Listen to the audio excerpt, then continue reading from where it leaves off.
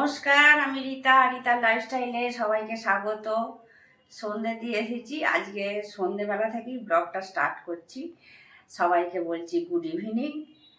দিয়ে এসে এখন আর চা খেতে ভালো লাগছে না, একটু সর্দি হয়েছে, গলা খুসুস করছে, গলাটা ভারী হয়ে আছে, জ্বরও এসেছিল, ওষুধ খেয়েছি, জ্বরটা একটু কমেছে, ঘন ঘন হয়ে গেল।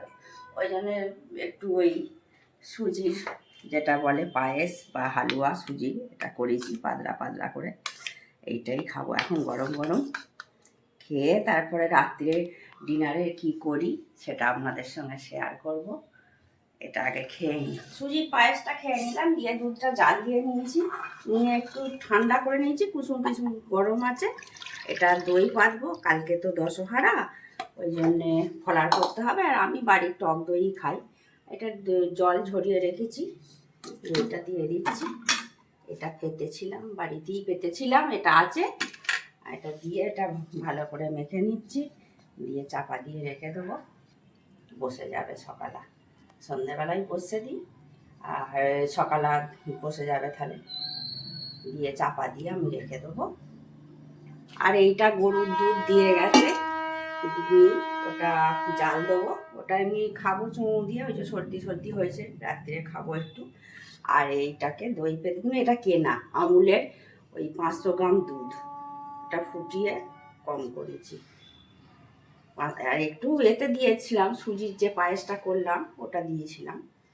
আর এইটা ছিল, এটা চাপা দিয়ে রেখে দিই, ও পরে আসছি। আমার বাসন্তী পোলাও করছি, তার জন্য কড়াইতে 2 চামচ ঘি দিচ্ছি। অনেকে অনেকভাবে করেন, আমি যে প্রসেসে করি সেটাই আপনাদেরকে দেখাচ্ছি। 2 চামচ ঘি নিয়েছি।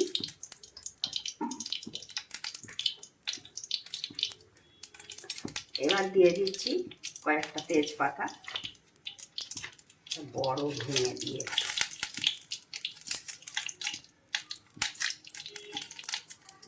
আর দিচ্ছি ছোট এলাচ, লবঙ্গ, দারচিনি।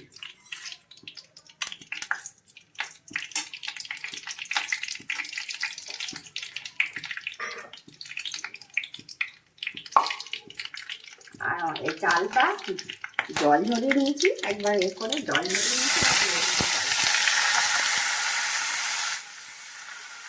ঝরিয়ে নিয়েছি, নিয়ে জলটা ঝরিয়ে নিয়েছি।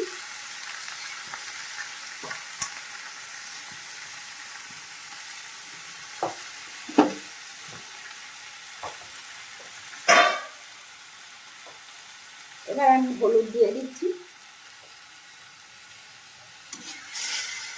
কখন দুটা গরম হয়ে গেছে,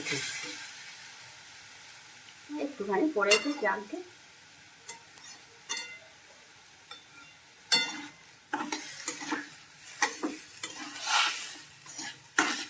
অনেকে মাখিয়ে নেয়, আমি কড়ার মধ্যে নেড়েছে মাখিয়ে নিই, এটি কালার সুন্দর হয়ে যাবে। হাতে করে অনেকে মাখিয়ে নেয়, আমি ঘিয়ের ওই চালেটি হলুদটা দিয়ে মাখিয়ে নিই।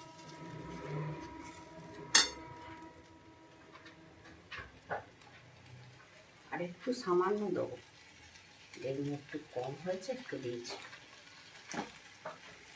আর দেবো নুন, দেবো, এই নুনটা দিলাম।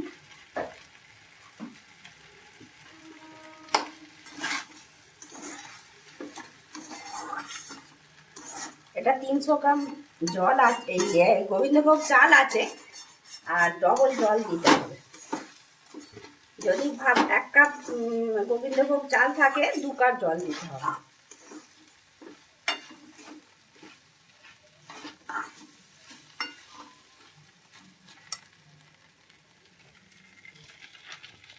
আর কিশমিশগুলো দিয়ে দিচ্ছি।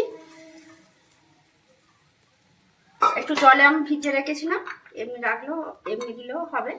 আর আমি এগুলো ভেঙে দিইনি, আমি গোটাই দিয়েছি। দিয়ে নেড়ে নিচ্ছি। কাঁচা লঙ্কা, কাঁচা পাকা লঙ্কা দিয়ে দিচ্ছি।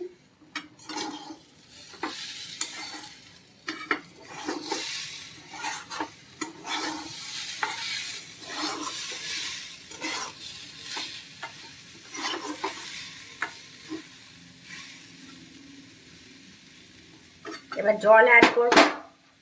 300 গ্রাম গোবিন্দভোগ চাল আছে, 600 গ্রাম জল দেবো।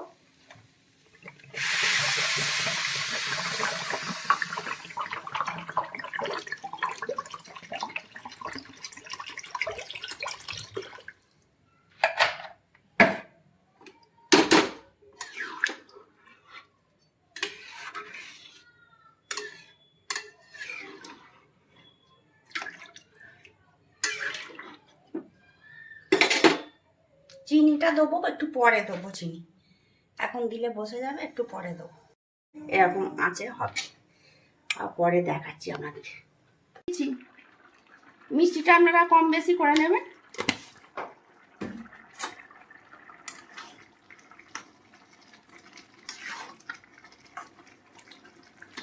আর একটু কুক হবে।